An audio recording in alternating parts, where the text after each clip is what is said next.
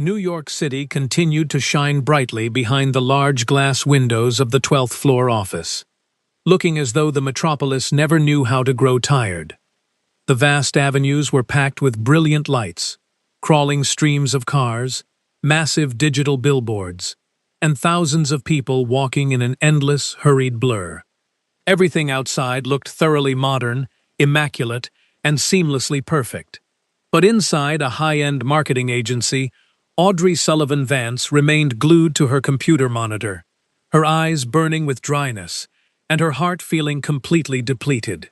She had spent countless hours revising a massive proposal for a brand campaign that, according to her demanding supervisor, still needed more vigor, deeper emotion, and a harder impact. Audrey had reached the absolute end of her creative rope, having rewritten the marketing copy, adjusted the visual assets, double-checked the financial projections, and reorganized every single phase of the massive project multiple times. Suddenly, her phone buzzed on the desk, with a cold, brief message from her boss, explaining that the entire campaign was suspended due to immediate budget cuts, meaning her temporary contract would terminate at the end of the month, exactly as originally planned, ending with a hollow expression of gratitude for her hard work. Audrey read the glowing words on her screen once, then a second time, and then a third time in total disbelief. She did not shed a single tear. She merely sat frozen in her ergonomic chair, while a heavy, suffocating sensation settled deep within her chest.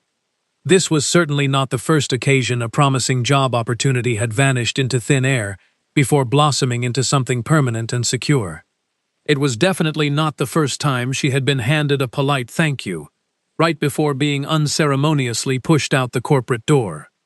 However, on this particular evening, those carefully typed words stung much worse than they usually did. Because Audrey was not just losing another paycheck, she felt as though she was losing yet another desperate attempt to prove she could build a successful, independent life of her own.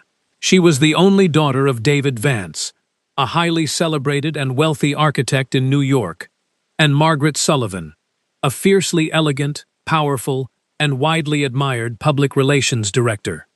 There was never any doubt that her parents loved her deeply, but standing next to their towering achievements, Audrey always felt like she was endlessly wandering beneath a shadow that was far too large for her to ever escape.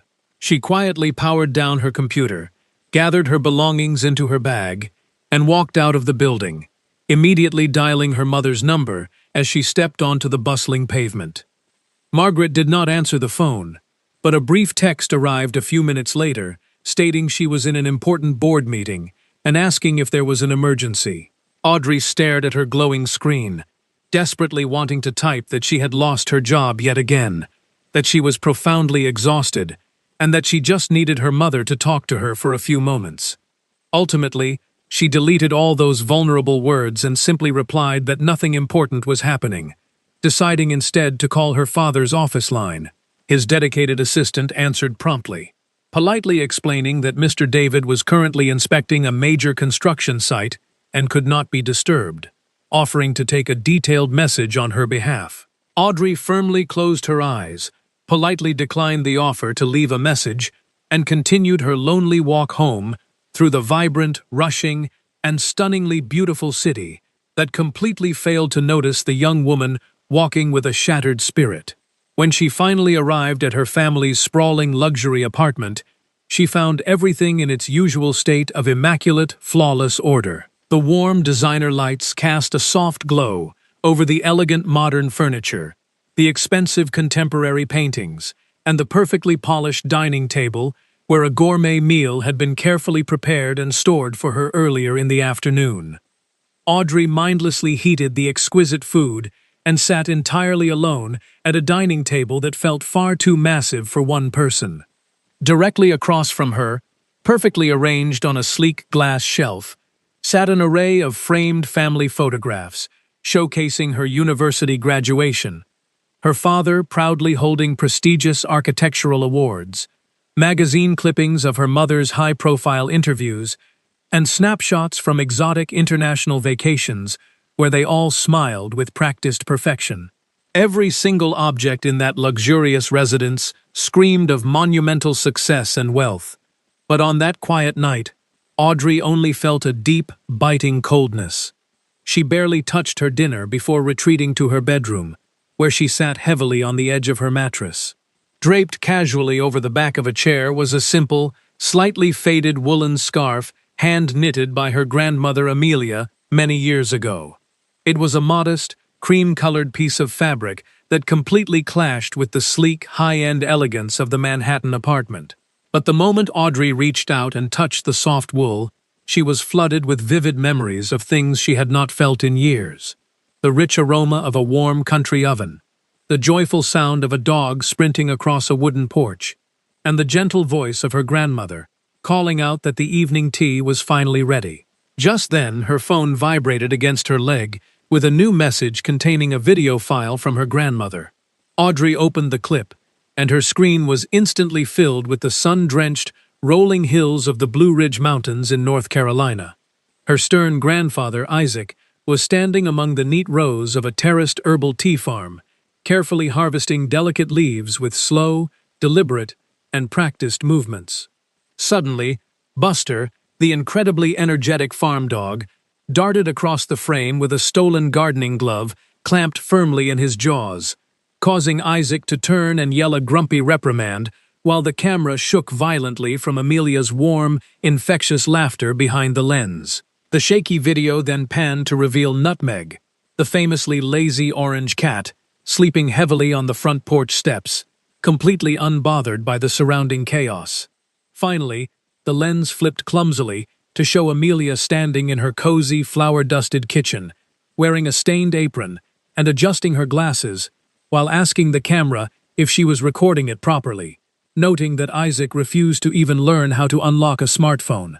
The short clip ended with Isaac's distant voice shouting from the yard that the wretched dog had stolen his other glove, followed by a short text from Amelia saying that if Audrey was feeling too tired, she should come stay with them for a few days, because the tea leaves smelled absolutely beautiful this season. Audrey sat completely still, staring intensely at the bright screen and the simple, undemanding words her grandmother had typed.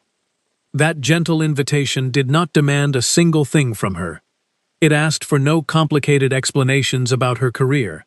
It raised no stressful questions about her future, and it placed zero expectations on her next moves.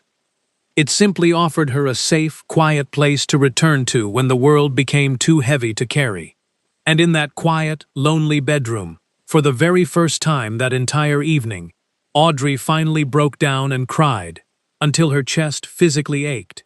She barely managed to sleep that night, spending the dark hours replaying the short video of her grandparents' mountain farm over and over again. With every single loop, she felt a tight, painful knot inside her chest loosen just a tiny fraction.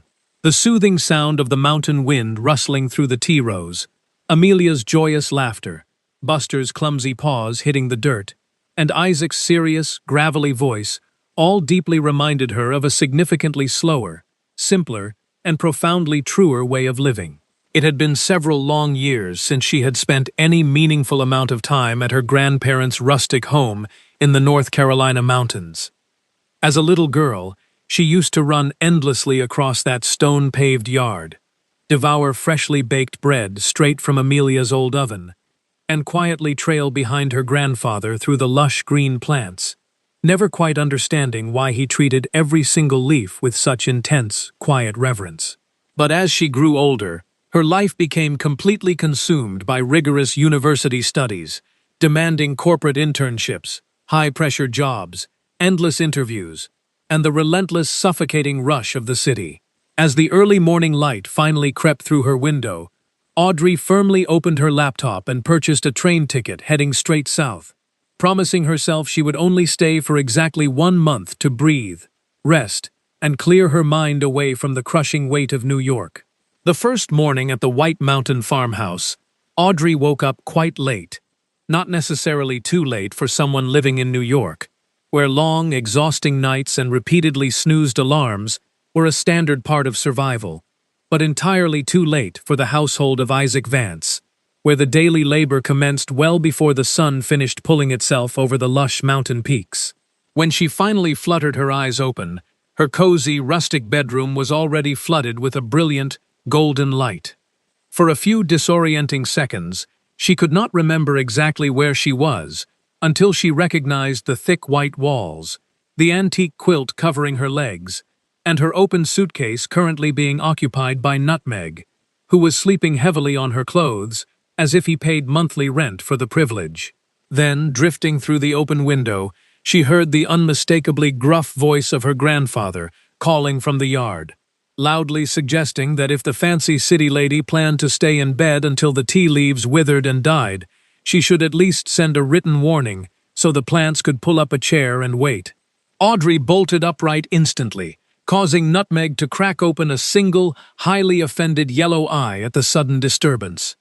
She mumbled a quick morning greeting to the lazy feline before frantically throwing on her most comfortable city pants, a light t-shirt, and the expensive designer sneakers she had packed for the trip. When she practically tumbled down the wooden stairs and rushed into the farmhouse kitchen, Amelia was already standing by the warm, humming oven, expertly rotating a large metal tray of freshly baked bread.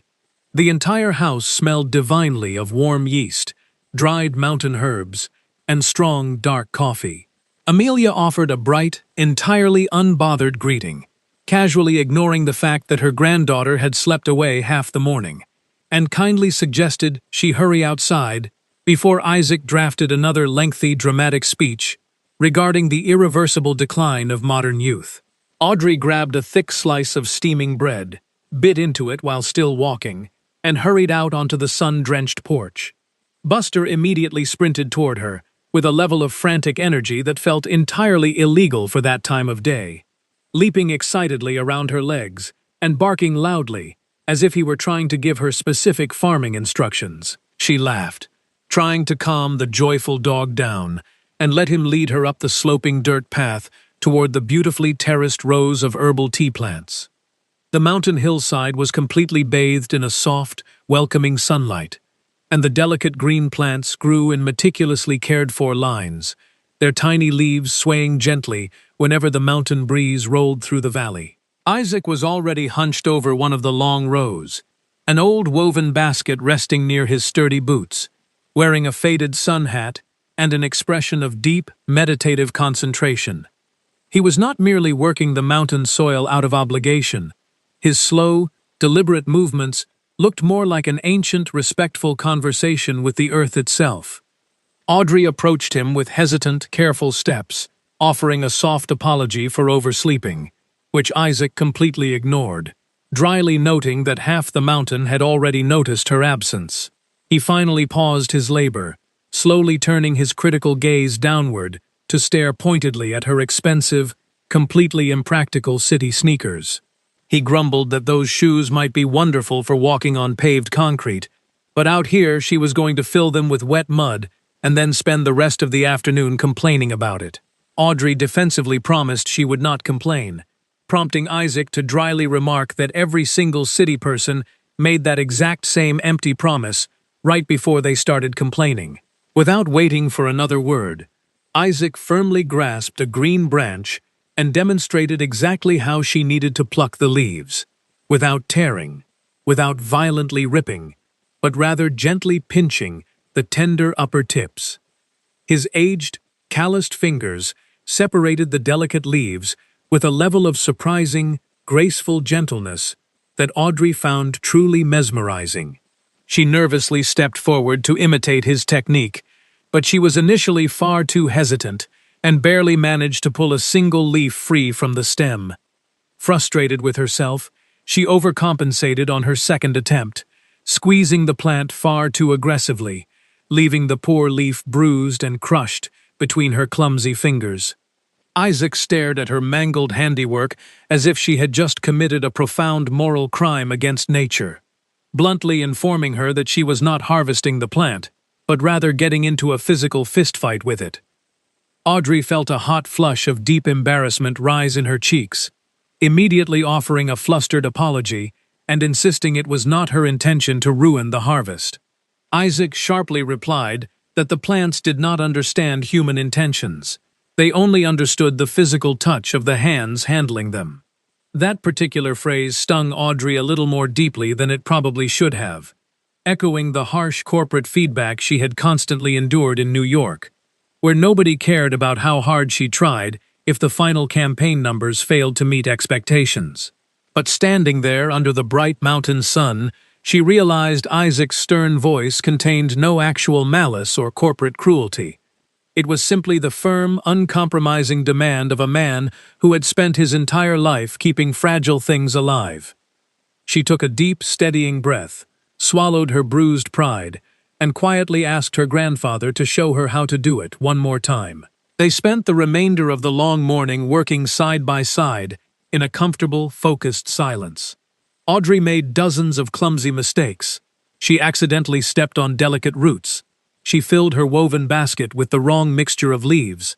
She got dark mud completely embedded under her manicured fingernails, and she thoroughly ruined her expensive city shoes, exactly as Isaac had predicted.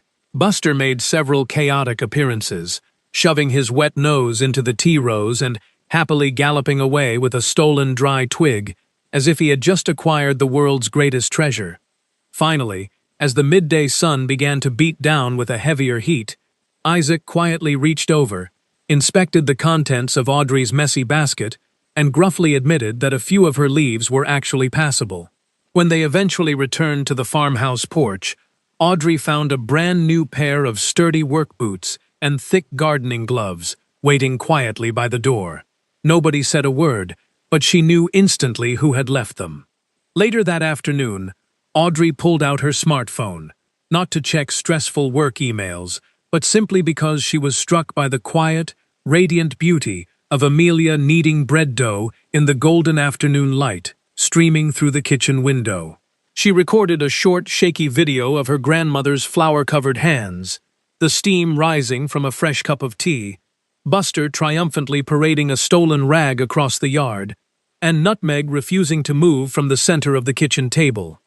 Without overthinking the process, she uploaded the raw, unedited clips to her social media account with a very simple caption about resting in the mountains, expecting absolutely nothing to happen.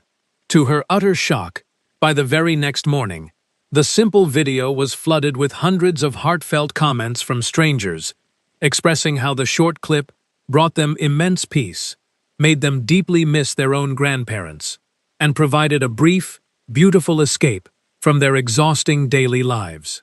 On her third weekend in the mountains, Amelia insisted on taking Audrey down to the bustling community market, situated in the center of the small, picturesque town square. The lively plaza was completely filled with sturdy wooden tables, bright canvas tents, and a cheerful symphony of blending voices that echoed against the old brick storefronts. There were massive displays of fresh mountain fruit, warm, crusty breads, pungent, aged cheeses, glowing amber jars of local honey, dark orange marmalades, and dozens of small, hand-tied paper bags containing unique herbal tea blends cultivated by the local farming families.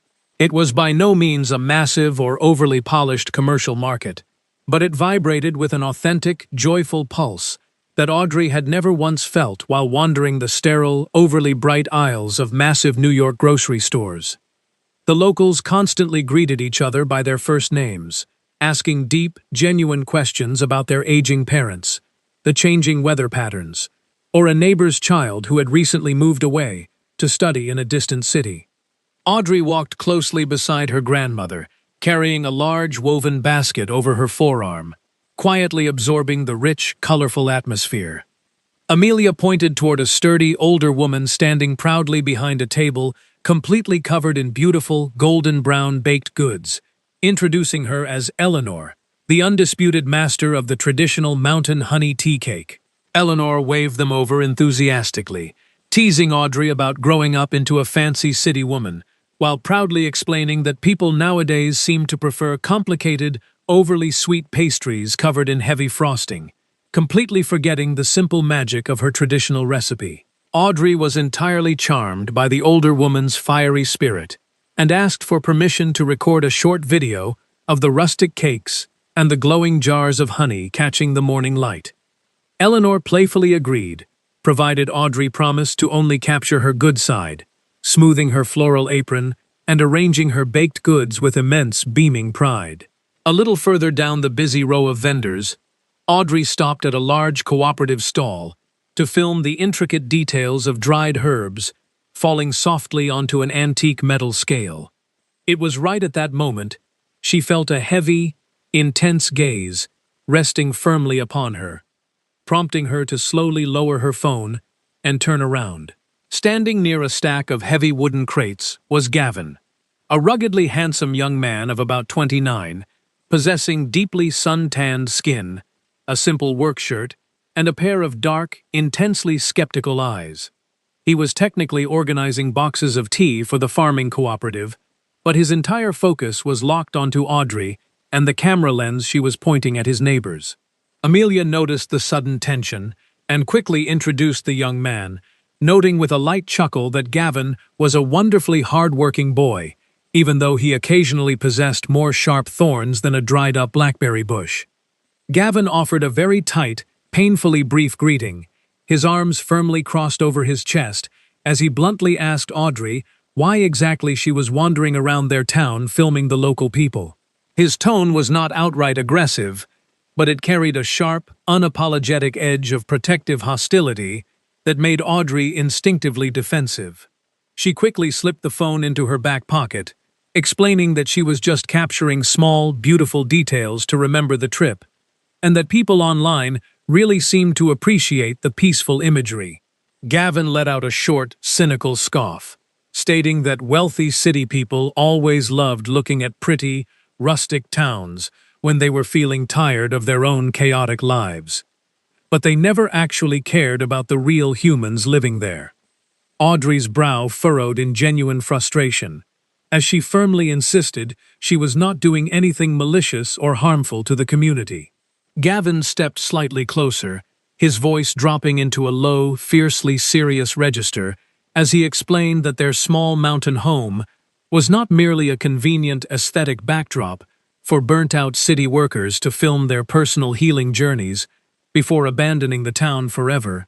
He recounted how he had watched dozens of influencers and content creators arrive, point their expensive lenses at the hard-working locals, harvest their authentic stories for internet views, and then completely vanish without ever spending a dime or offering any real, sustainable help to the struggling community.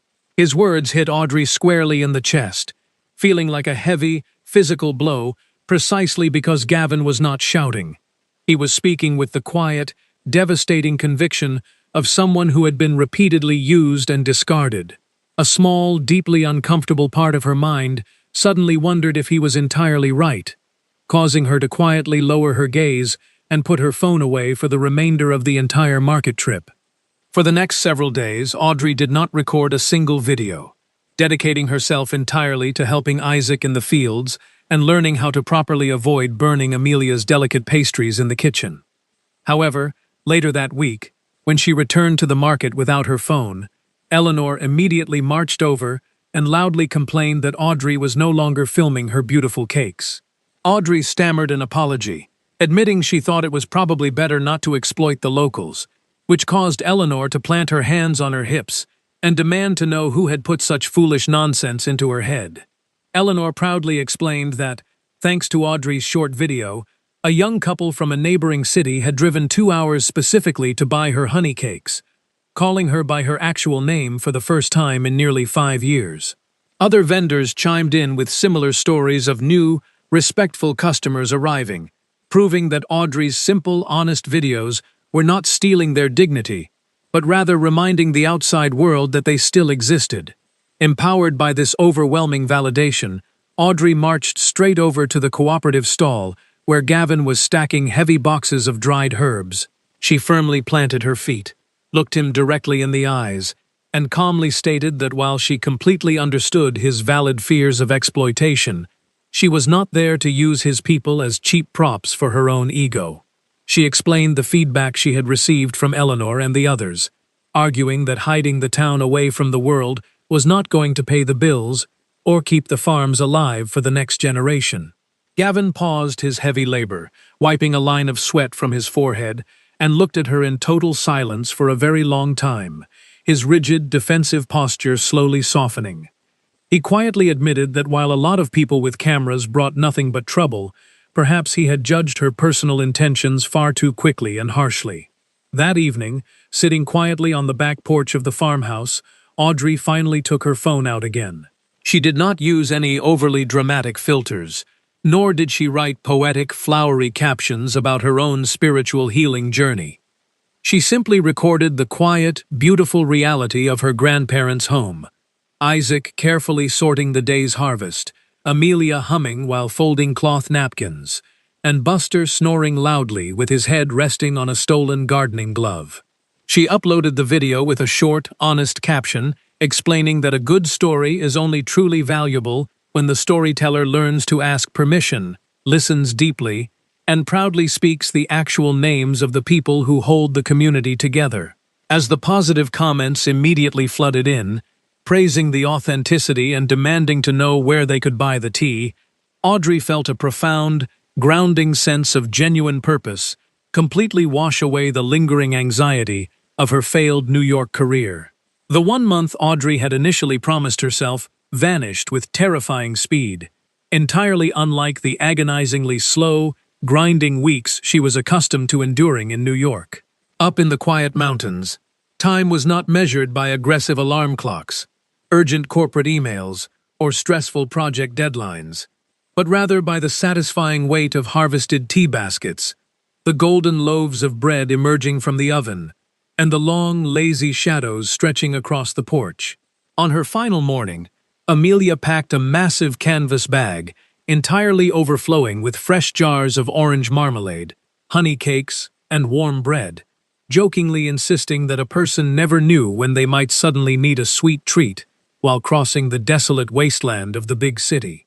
Isaac gruffly handed her several tightly wrapped paper parcels of his finest herbal tea blends, sternly warning her not to leave them sitting on a shelf as useless decorations, because good tea was meant to be steeped and consumed, not stared at. When Isaac's battered old farm truck finally deposited her at the small mountain train station, Audrey felt an unexpectedly sharp, physical ache gripping her chest as she hugged her grandparents goodbye. During the long, rattling journey up the East Coast toward the towering skyscrapers of Manhattan, she scrolled endlessly through the videos on her phone, weeping silently, not just because she already missed the mountains, but because she profoundly missed the version of herself she had been while living there. Arriving back at her family's pristine, ultra-modern luxury apartment felt like stepping into an expensive, temperature-controlled museum where nobody actually lived. The cold, automated lights flickered on, illuminating the flawless, silent rooms, and for the very first time in her entire life, the immaculate success of her parents' home felt completely alien and suffocating to her. She spent the evening scrolling through high-paying corporate job listings, feeling absolutely nothing but dread at the prospect of returning to a cubicle. When David and Margaret finally returned home late that evening, exhausted from their high-powered careers, they found Audrey waiting at the large glass dining table with 3 cups of Isaac's mountain tea.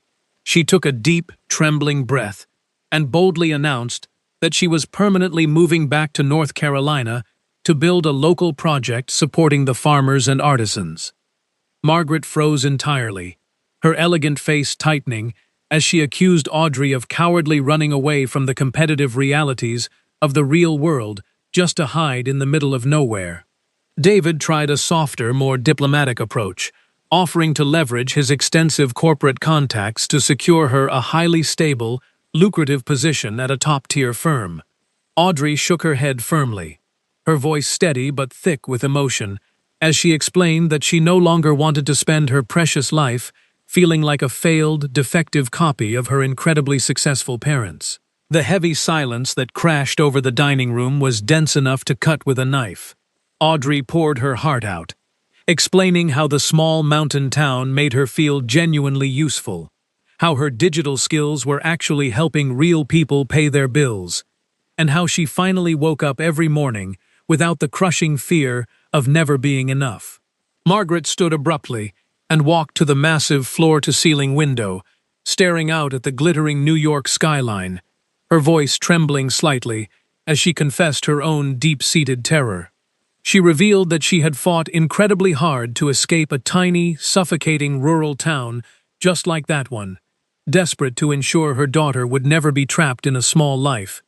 Entirely unrecognized and unappreciated, Audrey stood up and gently touched her mother's trembling shoulder, softly promising that choosing a quieter life was not a failure, nor was it a rejection of the incredible opportunities her parents had provided.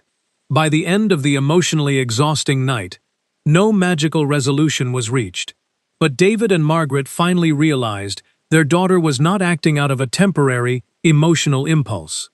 She had found a genuine anchor.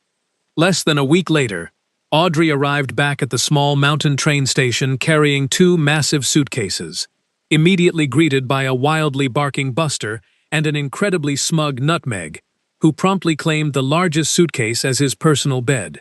She wasted absolutely no time diving into her new venture, organizing a community meeting to formally propose the Living Tea Route.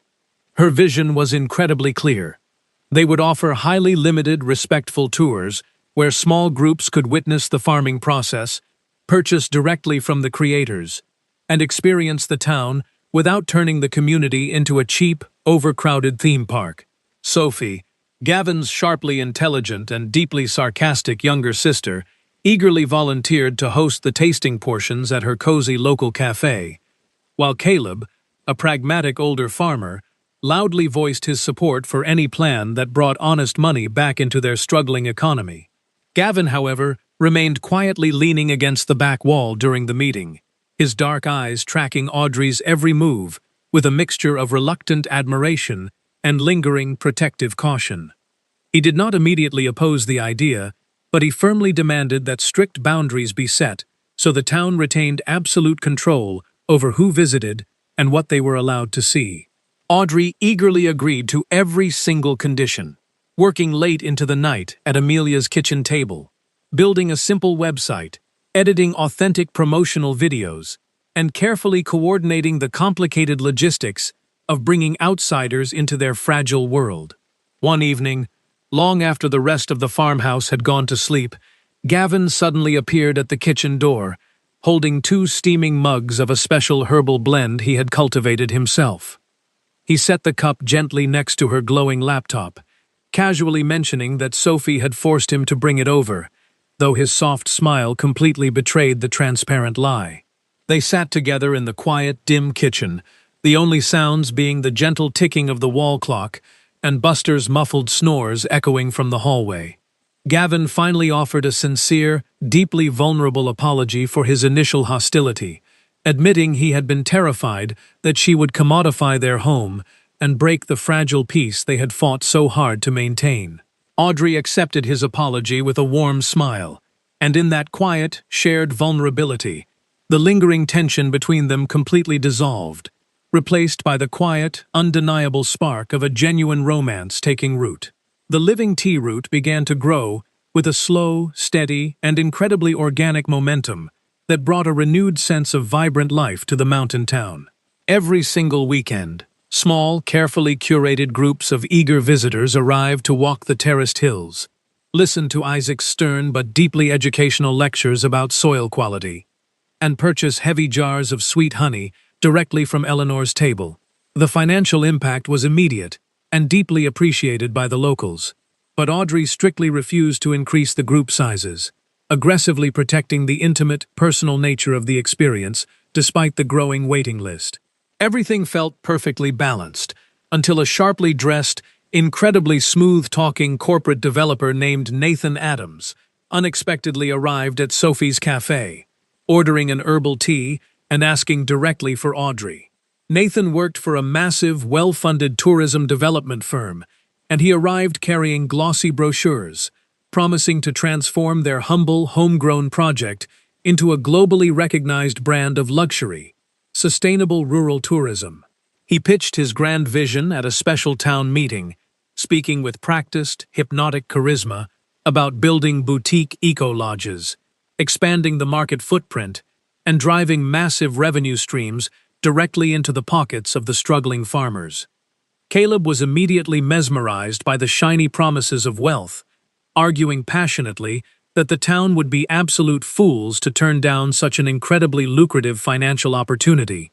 Gavin, however, stood up furiously, his voice echoing loudly across the room, as he warned that corporate money always came with a devastating price, and that Nathan's firm would inevitably sanitize their home, push out the locals, and turn their authentic lives into a highly controlled, overpriced zoo for wealthy tourists. Audrey sat completely paralyzed between the two screaming factions. A small, insecure part of her desperately craved the massive professional validation Nathan's corporate buyout represented, feeling it would finally prove to her New York parents that she was a massive success. Later that evening, standing under the dim glow of the town's square streetlights, Audrey and Gavin engaged in a bitter, explosive argument regarding the future of the project. Gavin accused her of secretly wanting to sell out the town just to stroke her own wounded corporate ego, a brutal accusation that hit Audrey's deepest insecurities with terrifying accuracy. She defensively shouted back that he was being paranoid and stubbornly refusing to see how this money could save the failing farms, turning on her heel and walking away with hot tears stinging her eyes.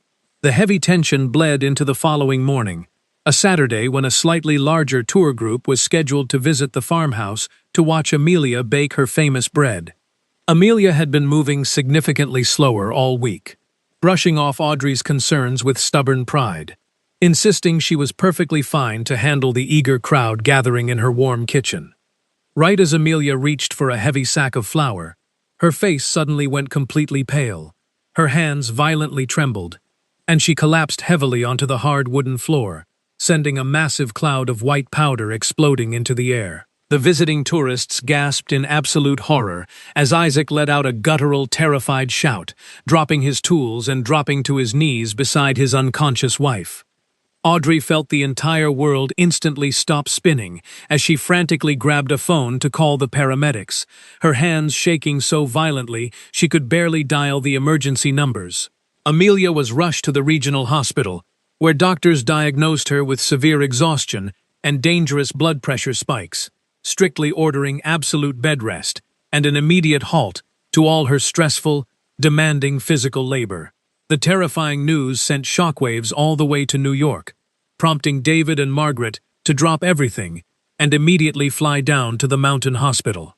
When Margaret burst into the sterile room and saw her strong, vibrant mother looking incredibly frail against the white sheets, she completely lost her legendary corporate composure and wept openly. The following day, back at the tense farmhouse, Margaret angrily lashed out at Audrey, accusing her of blindly exploiting her own grandmother for the sake of her little tourism project, demanding to know how she could have been so incredibly reckless. Audrey, consumed by agonizing guilt, shouted back that Margaret had absolutely no right to judge, pointing out that her mother had barely visited the farm in 10 years because she was always too busy prioritizing her public relations career over her own family. Isaac suddenly slammed his heavy fist against the kitchen table, instantly silencing the screaming match with a voice that shook the very walls of the house. He fiercely defended Audrey, stating that while mistakes were made, Audrey had actually been there, physically present, loving them, helping them, and spending time with them, which was infinitely more valuable than the cold, electronic bank transfers David and Margaret occasionally sent. His harsh but deeply true words shattered Margaret's defensive anger, reducing the elegant woman to quiet, remorseful tears, as she finally realized that financial support could never replace the simple, necessary act of just being present. The profound family breakthrough was a painful but necessary cleansing, though Audrey's relief was incredibly short-lived when Sophie came sprinting up the farmhouse driveway, clutching her smartphone with a look of absolute panic. Sophie showed Audrey a polished advertisement released by Nathan Adams' company, using stolen footage of Isaac, Eleanor, Amelia's kitchen, and other private moments, to promote an exclusive mountain sanctuary, without the town's consent. Horrified, Audrey realized Nathan had exploited the community and that everyone would blame her. As anger spread through the mountain town, she refused to hide or flee, instead going door to door to accept responsibility and listen to the residents' pain. With Gavin standing beside her and Margaret organizing legal action, the town united to reclaim its story by recording honest testimonies. Audrey publicly admitted her mistake and promised to defend the community's boundaries, while the emotional campaign sparked widespread backlash, forcing Nathan's firm to withdraw the advertisement, apologize, and abandon the development project. In the weeks that followed, the Living Tea route was rebuilt, with strict contracts giving every resident complete control over their image and business. David bonded with Isaac while restoring the old barn. Margaret and Amelia healed their relationship by baking together, and Audrey and Gavin's love deepened through shared trust and hardship. Surrounded by family and friends at a simple dinner on the porch, Audrey realized that life's greatest moments did not need cameras or public approval.